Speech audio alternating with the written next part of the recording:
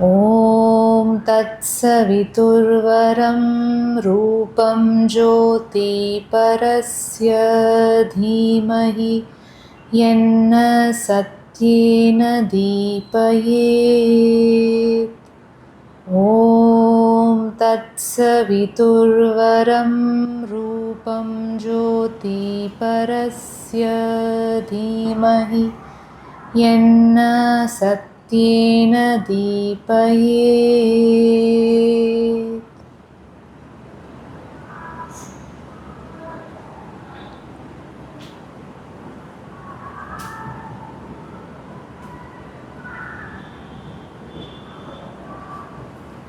Namaste, good evening. So today we will reflect on the topic humility. Most of us would know that humility is one of the qualities in Mother's symbol. Mother's symbol, there are several petals, right? 12 petals. Humility is a quality in that. So we will try and explore. We'll read some quotations from Mother Sri Aurobindo. What this humility really means, how to bring it into our lives. I'll read some lines of Savitri.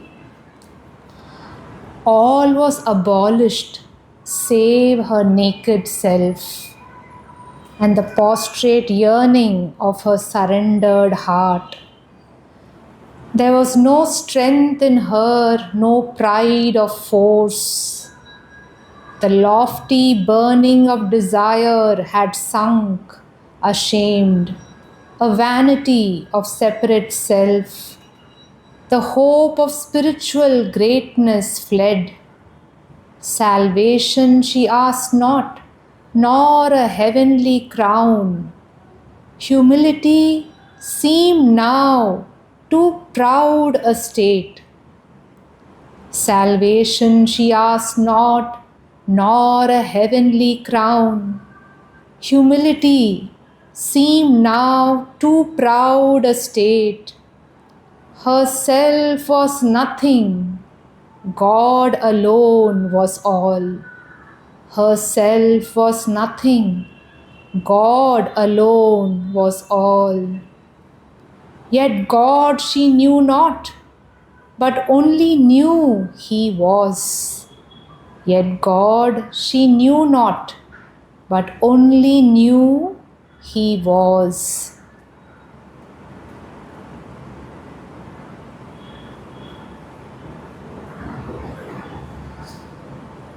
So just reading this, I recollected a prayer which Mother has written in Prayers and Meditations. There she writes a conversation she's had with Buddha. So Buddha actually comes to her and tells her, you are the one, I know you are come for the earth to hasten the evolution, but he doesn't say in so many words. He's like, why are you hiding yourself? You are the one who possess that crown. You are the divine mother, but you are behind the veil. You're not exposing yourself enough to the earth. Then he said, when I also started my path, there was a bit of hesitation in me. I didn't want to come out and tell the world I'm the avatar. But the earth needs it. So why don't you get out of the veil that you have been covering yourself in and openly show the world that you are here for them and everybody is your children, something to that extent.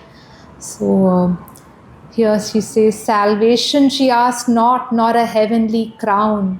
Humility seemed now too proud a state. So how Mother Sri Aurobindo have been so humble, and they have not even proclaimed themselves to be avatars, only in some slight nudges, through some letters of sadhaks, they're given hints. If somebody says, I feel you are the avatar, so Sri Aurobindo says, just follow your faith, it will not misguide you.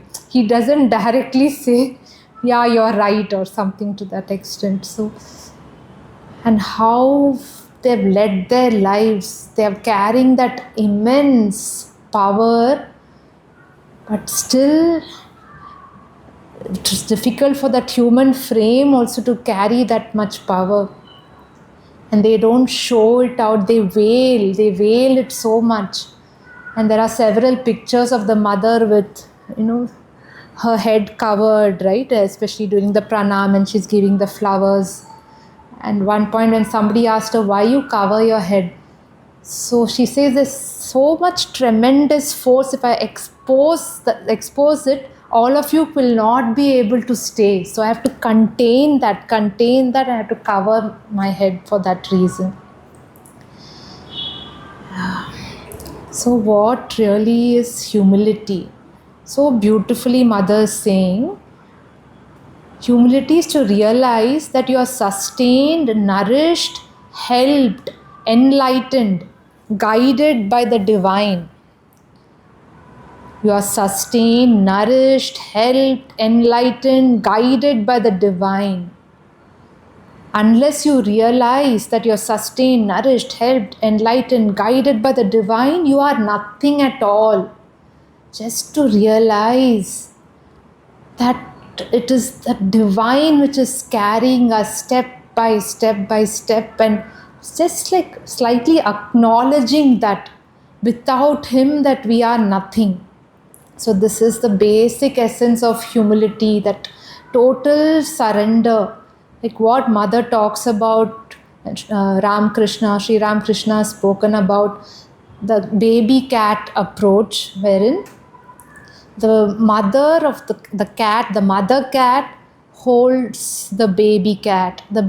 Unlike the case of a monkey, where the baby monkey has to hold its mother. So that personal effort it is doing to cling on to the mother. Wherever the mother is jumping, the baby cat, it has to just hold for its life, cling on to the mother. Baby monkey has to hold the mother monkey. But in the case of the baby cat, the mother is holding the baby cat. It doesn't need to do anything. So it knows clearly that, yeah, I am nourished, supported, protected. Wherever she's going, whichever path she's taking me, it's a beautiful path. I don't need to care about anything. So just knowing, realizing that it's only the divine and there's nothing else other than the divine. The supreme consciousness, the supreme will alone exists, and that the I is not. The supreme consciousness and will exists, and that the I is not. So it's completely dissolving that ego. And in the book, the Mother says that we should just, Aurobindo says you have to be that instrument, just allowing the force, knowing that she is the doer, knowing that we are an eternal portion of her, that little personality of us should not come and dominate with our own mixtures, the vital mixtures, the mental mixtures and all of that. Just if we feel, very puffed up and wow, I've completed this project so beautifully, it is about, because you are open to the divine, you are receptive to the divine, that she made it so beautiful and easy for you. We have nothing to take credit of. It's just a joy to participate in the work. Like that little squirrel when the Ram Setu was getting built, it is rolling on the mud and saying, I am also contributing to build that bridge. Its contribution will be very minimum, barely few, very little sand it can go each time and put there. And it's just feeling the joy that, yes, I'm part of this beautiful project, this divine project. I'm building the bridge for the divine, it is thinking. But it's doing its little work. So all of us are doing a little work. And again, it's divine who has given us that opportunity. It's the divine hand that is just guiding and showing us the way. So Mother says that wherever you're reached, whatever state of consciousness, it is that realizing that the infinity is still in front of you, not stopping at that stage. Okay, I've done sadhana through various channels, I've reached the peak in all the sadhanas, and just feeling so proud. And now we all have these pseudo gurus also, right? Little bit of realization they get, they try to attract, they have that kind of vital power and energy to attract also people who are dwindling here and there. So they're, in a sense, they're just to feel that whatever you have achieved is not it, because the divine is infinite, the divine is endless. There are so many paths still open. So evolution is that endless journey. At some place, Sri Aurobindo says, he and Mother are the forerunners to bring the next evolution for us, right? The Superman, the supramental plane. And Superman is also like one level. And even the supramental plane, or this is not the end. After the supramental also there will be another being. Sri Aurobindo Mother will come back again in different bodies in that supramental body, and they will say, I have built another creation for you, and they'll call it some other name. So it is really an endless, joyful journey. In this context, I remember one of the sadhaks, it was mentioned in one of Alokda's talks. There used to be this sadhak called Jugal Kishore Ji, if few of you would have heard. He used to be part of the school, and for several years he's been in the ashram setting, and he has thorough knowledge of all the works of Sri Aurobindo, and he would read them, he'd read them multiple times. He's in fact read all the volumes like close to some 22 times or something. And towards the end, he was feeling a little slackened in his work, and his physical was not helping him too much. So he said, next 2 years, I'm going to dedicate to read again everything, read for the 23rd time, every work of Sri Aurobindo. And that is the humility. He knew word by word which page, what line would come, and he also used to teach at the school. But he felt, now I am reading not to build my intellectual capacity, but for the joy of reading, for the ananda, for connecting with Sri Aurobindo, for being in their consciousness. Earlier also that maybe some little pride used to come. Okay, I know quite a lot of Sri Aurobindo, I am the one teaching the students, something to that extent. But now he's saying, I want to read for the joy of reading. And while saying this, I'm remembering another incident. So Vasanti ji in the ashram, she just got, inside the ashram community, and she took up Life Divine, and she would say that she would go to the terrace, and she would sit quietly with that book and read. She would just read it like not, making sense of what she's reading. And once she felt that Sri Aurobindo is reading word by word with her, he is teaching her, he is guiding her. And several people have had that experience. So we just have to enter into his world, enter into his teaching. So he's the one going to carry. It's like the Lord, the avatar, has written a letter for us. We shouldn't block ourselves and say, this is too difficult, long sentences, this book is 1,000 pages. But why don't we just dip into that ocean of delight? It is fine if we don't understand. Just read a little loudly so that the vibrations are always surrounding us. That's a joy in just reading them. So yeah, Jugal Kishore Jal made me talk about reading a little. So coming back to humility, Mother keeps repeating, and she's saying, inner humility is that you are aware that you are helpless without the grace. That helplessness without the grace.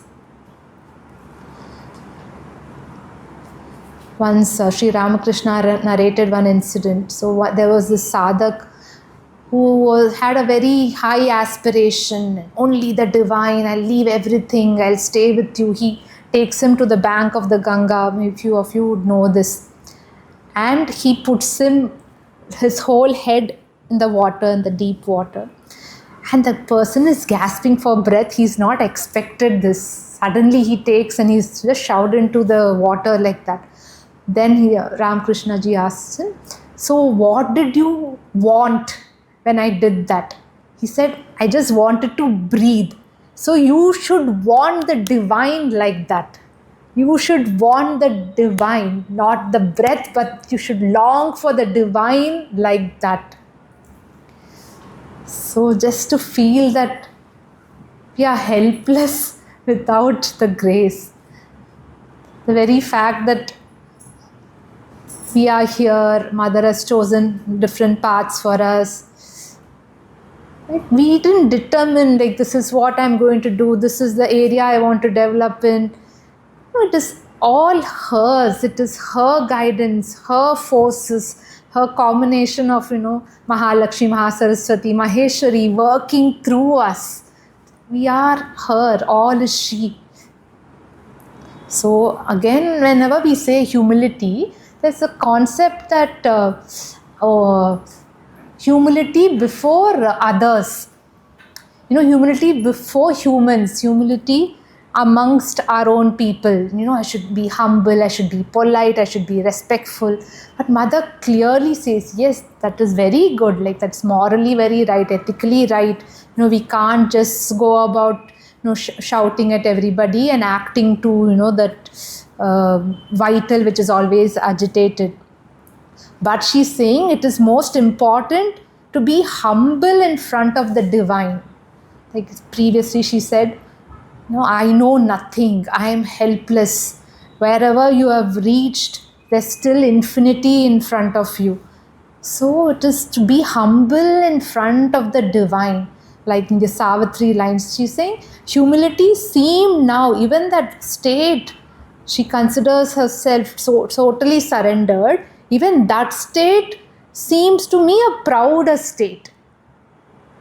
Imagine, so it's just being so blank, so open, just allowing that guidance, Mother's hand to lead and guide.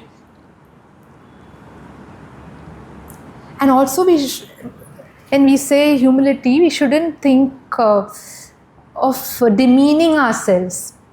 It's I am so small, I can do nothing.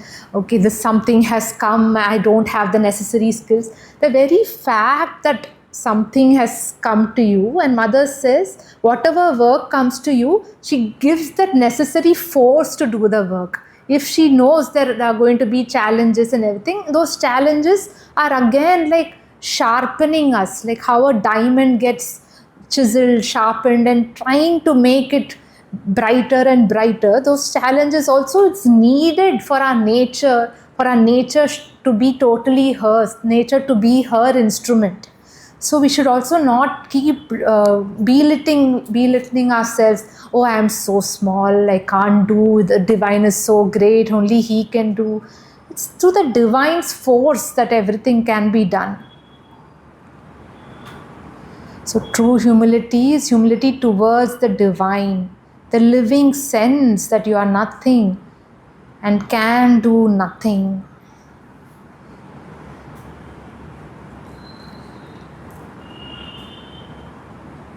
And some examples from ashram work context.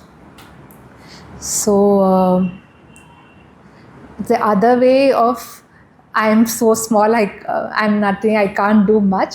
So when people used to come to the ashram and they would ask Mother some work, and many of them, in whatever fields they were excelling in those fields.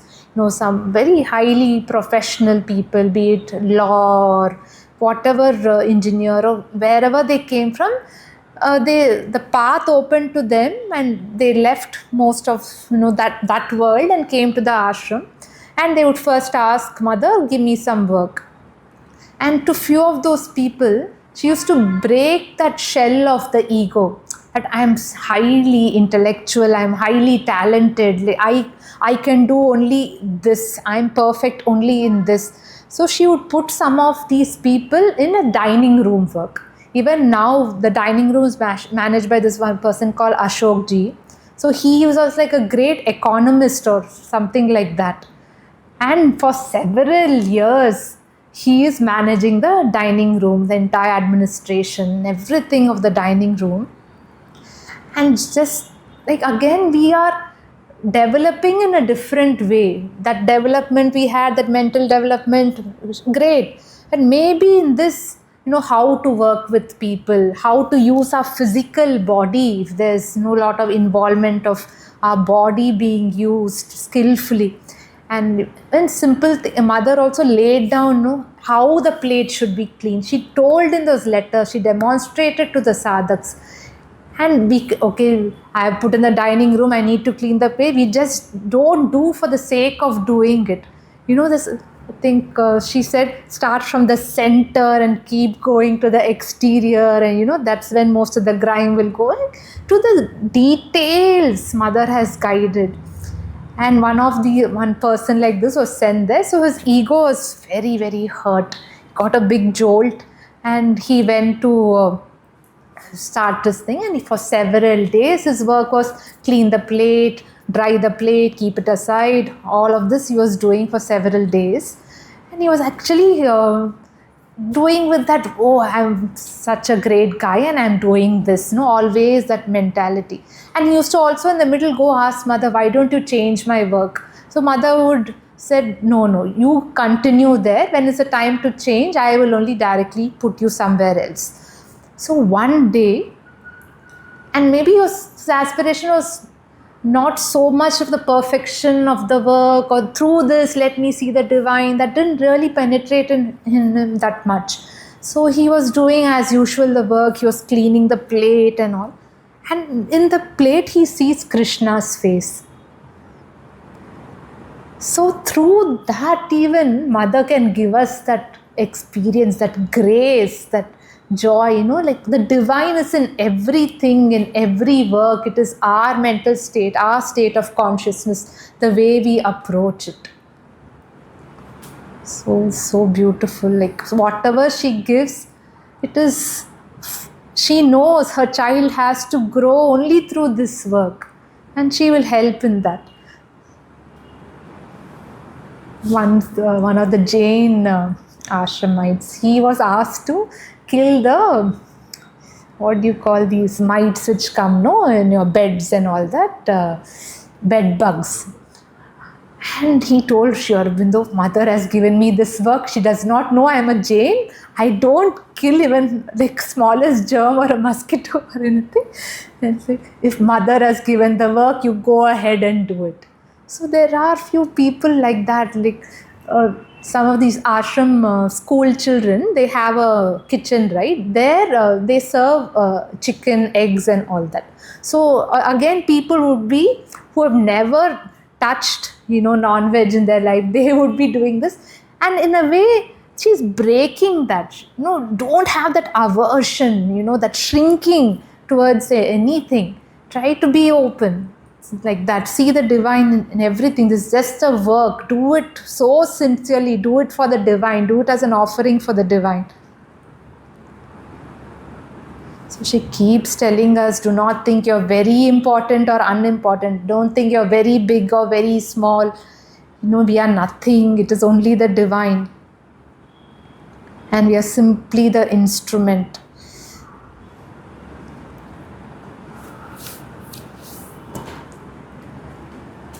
And she says, if we know how to accept these spiritual blows, when we get the spiritual blows with due humility, we are sure to cover a great distance at a single bound.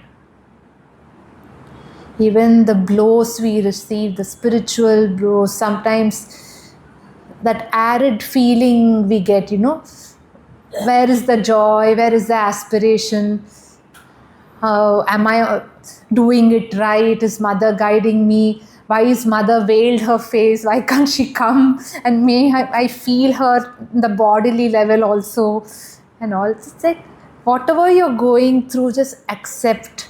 Just sail. We are sailing on mother's ship only all the time. Just be on her lap, continuously just have her name on her lips. So even that, if accepted with humility, it is very, very a beautiful journey. We are after all like on her lap only all the time. And she says, the divine is absolutely humble. Humble as nothing else can ever be. He is not occupied in admiring himself. The divine is so humble. There's a book by Nirodbaran called 12 Years with Sri Aurobindo. It's a beautiful book. Most of you, all of you should read it and reread it. So, for me, if I read that book, I feel I am in Sri Aurobindo's room. You instantly get connected to their consciousness. So in 1938, when Sri Aurobindo had the fall, right? So 12 years since then, there was a small group of people who were there to always help with Sri Aurobindo, all his daily activities during that period of recovery. And you should see, like the next day of the accident, they are consulting few doctors in Chennai, the best in Pondicherry. They're coming and giving their opinion and everything. And Sri Aurobindo is the Lord, and if you read what his volumes, how things used to descend, and how he's openly shared it also with all of us. That kind of a mind, like so universalized, and from that one room he's controlling the war situation in the world war. And through small movements, through occult movements, he is determining courses and destinies of different countries and everything. And he is there, basically helpless and having to take support of some people. And the doctors are giving their opinion, and mother is asking them questions and all. So Nirodbaran is saying, not one word. He left everything to the mother. Mother is dealing with the doctors. She knows best. She knows the next course of action. He's not even coming, interrupting or telling about his own problem. He is just being like that simple child. Yes, it's fine. Mother is there. So later on in the book he says, there are only two people who are truly surrendered. Mother to Sri Aurobindo and Sri Aurobindo to the mother. Nobody else in the ashram can say that, yes, I have surrendered myself at Mother Sri Aurobindo's feet. The truest surrender we can see only between Mother and Sri Aurobindo. And 29th March, when Mother first met Sri Aurobindo, Sri Aurobindo says, I have never seen the surrender up to the level of the cells in the body. And when Mother, she talks about her experience, she says, all my past experience, all the achievements of her yoga, everything else, it just dropped. She just felt so blank, so open when she was at Sri Aurobindo's feet, and spontaneously she did like that namaskar, that in the Indian way. She has just come from Paris, and she wouldn't have known how a namaskar is performed the Indian way and all. So just that very act of laying yourself flat at the Lord's feet. When we do, right, when we do it with that attitude, every bit of my body, every part, let it be at your feet. I'm surrendering, not just doing because it's a social custom or something like that. So when she says, the divine is so humble. And in this 12 years of Sri Aurobindo book, so there is an instant, it's pretty hot, and Sri Aurobindo is looking at the fan or something, but he can say, 5 people are there, he says, switch on the fan, it is hot. I suppose the fan should be switched on. He can just call somebody, like how we sometimes, talk to people, and, if we feel we are in a power of authority, we try to take advantage of that and speak to people in a very rash way. I suppose this needs to be posted. She wouldn't say, Nirodh, can you post this? No. Such a gentleman. And mother says, Aurobindo can be that gentleman. Don't think I can be, that Mahakali will come from time to time to correct us. And while reading this, I also connected with Krishna and Sudama's story. Like Krishna being so humble, even he's that royal king waiting for his friend to come. But he just comes to the days when they have played as, little buddies in the, few years in their childhood and everything. And he doesn't have any air of this, and he welcomes Sudama like that. And Sudama that we were speaking about, don't belittle yourself, don't feel you're so small, everything. He is holding that gift for Sri Krishna, the little flattened rice he has, but he's very shy to give. Even there in that shyness also there's a pride. Oh, what will he think? This is such a petty gift. How can I give it to him? His palace is so big, full of riches and everything. And he's hiding. And this actually struck me like few years back. Somebody said, then this shyness is a form of ego. This being shy, this hesitation and everything, it's a form of ego only.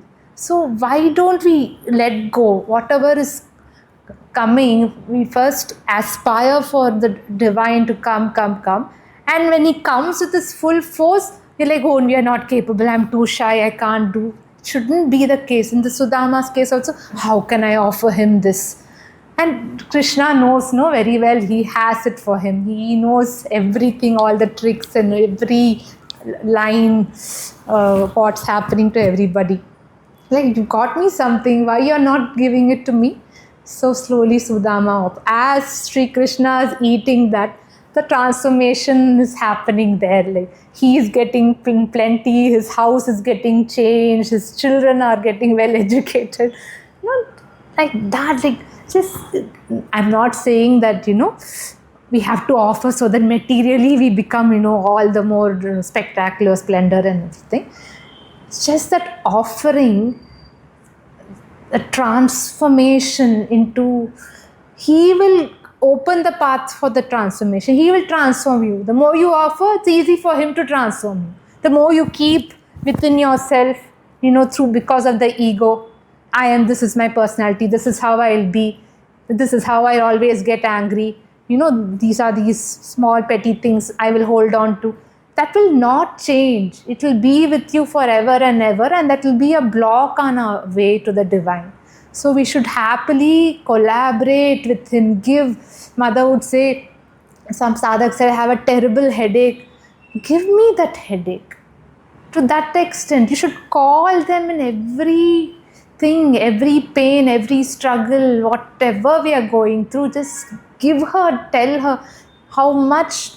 They have said, be open with me, communicate with me, be frank with me. How many letters they used to receive, letter after letter after letter. And Sri Aurobindo almost lost his eyesight replying to letters. He would say, my real work is not getting done. The real work of bringing down the supramental, descending in the earth, that is not getting done. But still, he would write. And he would write to the detail. The other day I was reading a letter.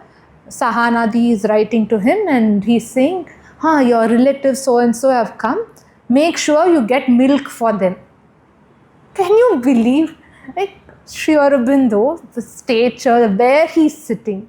Like we said, he is the controller of all the worlds. And somewhere, Mother said, which really was so beautiful to read and listen. She said, the way Sri Aurobindo has come, the way the divine has come this time, it is in his full manifestation, in his full and complete manifestation as much as possible in Sri Aurobindo. Even when we talk about the Gita, the Mahabharata time, Sri Krishna only around the time of Gita shows his splendor and his so many faces, all the worlds and universes are in him and everything. Like he tells, I'm giving this Gita from that my highest being, my supreme being. But Sri Aurobindo, he is holding all that and he's covering it. And in the Gita, just for the few moments, Sri Krishna opened it up and that flood of the Gita came like that. But Sri Aurobindo, he is walking, talking in that highest consciousness all the time. So that's why the divine himself is so humble. And so again, why humility is important, why we need to develop this and sharpen this quality. Basically, just discovering our weaknesses and imperfection, like we were going on saying, being so open and raw to the divine. And coming back to Sahanadi's letters and all, so Sri Aurobindo, for a period of time, he said, I'll not be doing this correspondence. We'll take a short break. He made an announcement in the ashram. So Sri Aurobindo has some work and he don't expect immediate replies and all. And to Sahanadi's writing, though it is there in the notice board, doesn't mean that you stop writing. You continue to write. I want to know what is going on, how much you know what is going on. So even now we can use that as a beautiful tool. We'll know what is going on inside us if we start communicating directly to Mother Sri Aurobindo, writing to them. And we'll really get like that clarity, what next, what to do, So we really know, are we flowing with her or are we blocking her, like that. But again, we should be cautious of our mind, this questioning mind. So we have to silence, try as much as possible to calm it, silence. Like, how can you be so humble? How can you be so surrendered? The mind will come. Will say a lot of things. The world is like this, people are like this work needs to be done in this way. But how can you say, let the divine will act? But we have to pour in our best, give in our best, and then whatever, because you're given it to the divine, it is up to him to decide for us. And if that is the prasad we get. So whatever prasad we get from temple, we don't complain, no, this is spicy, this is salty, this is prasad that is there to nourish you. And even our circumstances, wherever it leads us, and whatever happened, whatever is the outcome, that is the prasad of the divine. We have to receive it as the prasad. So again, the mother keeps repeating, no ambition, no vanity, no pride, a sincere self-giving. Sincere self-giving. And again she says, my children, somebody asked, I wish all my relatives come and be in the ashram, be in your shelter. Then she says, my child, I want the whole world to be in the ashram. I want everybody to be in the ashram, but it is practically not possible. So that's why I have a representative of each type in the ashram. She's already told us several times, ashram is a laboratory. She's working through, we are also connected. Each person sitting in the room, we are facing a set of difficulties, set of challenges. So mother is working and we have several people like us facing similar challenges. So if she works through us, the transformation for several others will happen. That is how the ashram is created for all of us. We are all in her cocoon and she's chosen us. Those torch bearers, if I do a little change in you, that will have such a ripple effect on multiple people.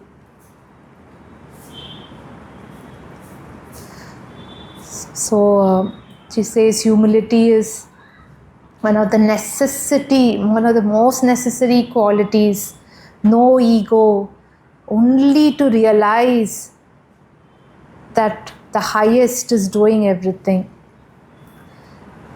Once Udarda, he was to go to US to give some talks, to talk about Mother Sri Aurobindo, who was open to them, guide them a little more and all. So there was this little pride in him, I am talking, there are several people coming to listen to me, all that. And suddenly he got this inner, hit, like Mother literally knocking his head, he felt something. Then Mother tells him inwardly, remember that I am going to talk through you. You don't, think that your little personality is doing everything. And also many people would start calling, hey, Swami, Swami, Guru, Guru. Like, no, just shun it. Don't get that in your head at all. So that's how to be humble without that pride and ego. Long back, I remember once I saw this short, interview there. There's one of these music shows, and A.R. Rahman was there, and all his compositions was getting played, and he was playing. And the person out there, anchor or somebody, asked him, how in such a short span, and your music is so different, it's out of the ordinary, and everybody likes it, it's timeless, and he's just praising him.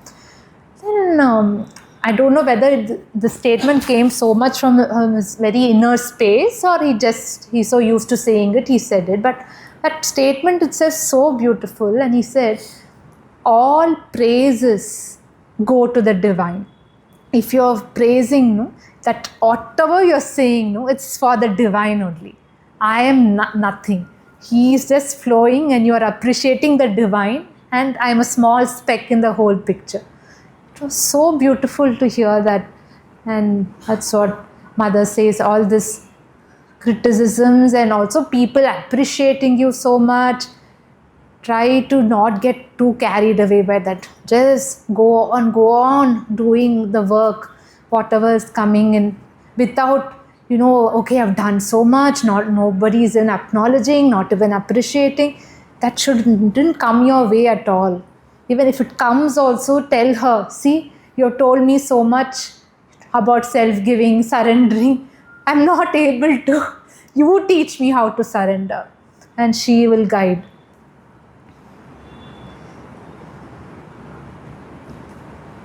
So why is it important again? For dissolution of the ego. And once these barriers of ego, the mind, in the vital, in the physical, the habits in the physical. And also we know whatever we are today is because of our evolution, from that stone to a plant to animal, everything probably, some parts of us have been through, seen. And so those elements are all inside us. And also we had to create that hard shell of ego to be individualized. Otherwise we can't be like this swarm of fish, like just everybody collectively doing something. Like the ego was a helper for us to just bring that mold around us, that covering, to be individualized a little more, and through that individual wait for the divine to pour in. So again, this humility opens that psychic center. We've been talking about surrender and vanishing of the ego. So through all this, the psychic will come out. Our innermost portion, the spark, that light of the divine, is the mother inside us, that will take the lead. So Mother Sri Aurobindo, they keep saying, so psychic must control the mind, the psychic must control the vital, the psychic must control the body, it must govern every part of your being. So once the ego slowly it's going, it's going in the background, the psychic will come. The stage is free for the psychic to dance. Stage is free for the psychic to make our mind, vital, everything to dance according to the mother's way of doing things.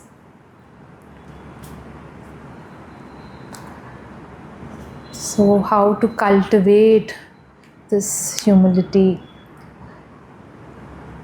Yeah, not, like I've already repeated, day-to-day dealings, not to expect compliments, and not to feel very low on getting criticisms.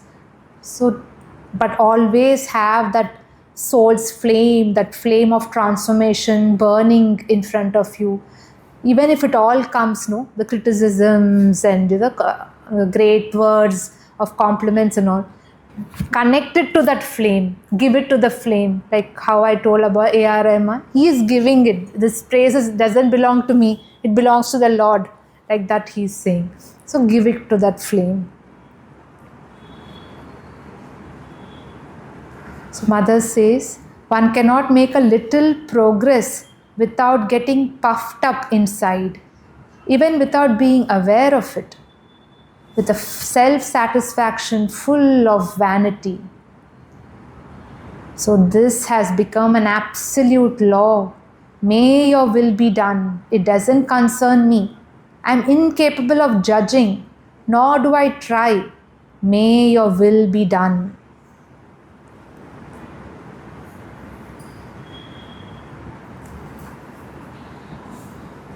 Again she says, by constant self-depreciation, it does not help. Excessive self-esteem and self-depreciation are both wrong attitudes. To recognize any defects without exaggerating them is useful, but once recognized, it is no good dwelling on them always. Recognize your mistakes, your defects, but don't keep exaggerating and dwelling in them always. So, Mother Shri Aurobindo and Savitri also, they tell us that even we're going through a rough patch, a little dark phase, the darkest night also opens to the new bright dawn, right? It will not be there forever. And the more we keep, sinking in that littleness and the mistakes and I'm incapable and feeling depressed, more we lock ourselves in the darkness. Even when the brightness, the new dawn is there, we are not able to get the full light of it. If you put 100 curtains, and even though the sunlight is coming, the curtains are blocking the light, right? So just get out of it. I remember long back, about 10-12 years back, my father was in the hospital for some surgery for a few days, and multiple trips to the hospital then, and there was this counselor, they sit in every floor and all, just help people, counsel them, make them feel good and all. I just heard a conversation she was having with somebody else. So maybe looks like the other person has said, I'm feeling so depressed, I don't know what she said. Is there a window near you? Is there a door close to you? Open that door and see the sun. So it's that we don't need to shut ourselves in this darkness unnecessarily, the darkness of our thoughts, the darkness of our emotions. As simple as that, just walk in nature. Literally see the sun, see the glory. In the sun, see the divine's gaze at you, see his light. And that's, even that physical sun is so powerful. And in the Upanishads and elsewhere, they say, the light of the divine is like worth 1,000 suns. Whatever physical sun we see, imagine if it's like 1,000 times that powerful, that much illumination, that kind of force. So it's better to not dwell in our defects, but just see the light. And also Mother tells us how nature so beautifully opens to the light. And she says around this time, 6 o'clock, when daylight is slowly fading, going to the background, and nature actually yearns. The plants, the trees in the forests, generally they are like, when are you going to come back? That time she's like, you meditate, connect your yearning for the divine with their yearning for the divine. You're both connecting to the same divine. So that's a beautiful time to meditate. And even in our culture, they say in the evening time, Shiva is doing the rounds, right? let's collaborate with Shiva, so he'll come to you anytime. So if you are trying to be in that calm state, not necessarily, whatever you're doing, try and sit in that meditative posture or something like that. So our yoga is walking, talking, breathing. We have to keep meditating, that dynamic meditation that we have to keep remembering, keep offering. Every word, every act, the smallest of our deeds, we have to keep offering. So simple, the mother has made it that simple for all of us. There's this person, a very great sadhak, child of the mother, Kapali Shastri Ji. He was the guru. MP Pandit Ji used to look at him, and Kapali Shastri Ji, he is very, very evolved in the sense he's connected through the divine through many, many lives. And he said once they had a conversation, MP Pandit Ji and Kapali Shastri Ji. So MP Pandit Ji asked him, what is your siddhi? So he says, no, I've done so much. I've achieved mantra siddhi, tantra siddhi, all the names. I don't know all those names. He listed a few things. And all that didn't give me as much joy and that belongingness the feet of the Divine Mother gave me. All of these has led me to the feet of the Divine Mother. So the surrendering at Mother's feet, that the way she's brought me here, doing that little bit I'm doing for her.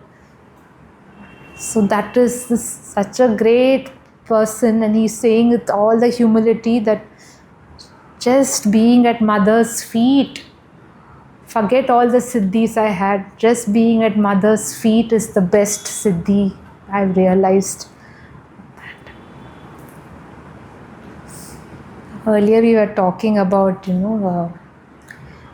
our day-to-day social occasions and all, we do this quite often of doing namaskar to people and all, and somebody has asked the mother about this also. So, and in this context, once Alokda had mentioned that he was very clear. Once he came to Mother Shri Aurobindo, or just before that also, he was like, I will not bow down to any human. He just stopped doing that. He very, very made it clear, like somebody is forcing him to do, when he was younger, or maybe he's done it, I don't know. But he was clear. But once, the very first time, he's seen the photograph of Mother. Instantly, he did that Shashtang Pranam. But for him, again, for a very external way, you just walk into an ashram, see a beautiful face. Not everybody will be so connected unless you have a little background. And he did Pranam, and he said, the only person, God, that divine, like it's so clear, she is the divine, she is the divine, like she is the all. And it's very easy for this small soul which has been aspiring to recognize that, and again in that attitude of full surrender. You're the divine, I'm surrendering. You take me, you carry me, get me out of my pettiness, it's only you. And what Mother exactly says on this, I'll read. So this sadhaka says, Mother, I find the divine everywhere, and my psychic is very strong, and I feel like doing namaskar to everyone. And Mother is saying, to feel doing namaskar to everyone is a feeling which some have who either want to cultivate humility and to get rid of their innate self-esteem, or who trying to have the realization of Narayana in all with a Vaishnava turn in it. Somebody who wants to cultivate humility, and next case will be somebody who who's trying to have the realization of Narayana and everything. To feel the one in all is right, but to bow down to the individual who lives still in his ego is good neither for him nor for the one who does it. But to bow down to the individual who still lives in his ego is good neither for him nor for the one who does it.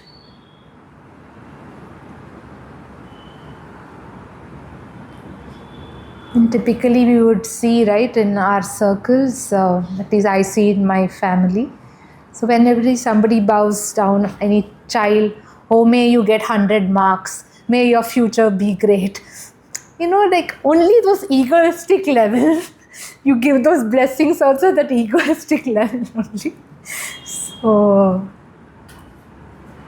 So like, yes, if you are made to do that and it is natural to do it, or it's going to be awkward or something like that, it's better that you take Mother Sri Aurobindo's name. Mother Sri Aurobindo, I am bowing down to you. The Mother Sri Aurobindo inside that person, I am giving myself in this act through this, like that. This is all we have for today. I'll once again read those Savitri lines and we can stay silent for some time. All was abolished save her naked self. All was abolished save her naked self, and the prostrate yearning of her surrendered heart. There was no strength in her, no pride of force. The lofty burning of desire had sunk, ashamed, a vanity of separate self. The hope of spiritual greatness fled. The hope of spiritual greatness fled. Salvation she asked not, nor a heavenly crown. Humility seemed now too proud a state.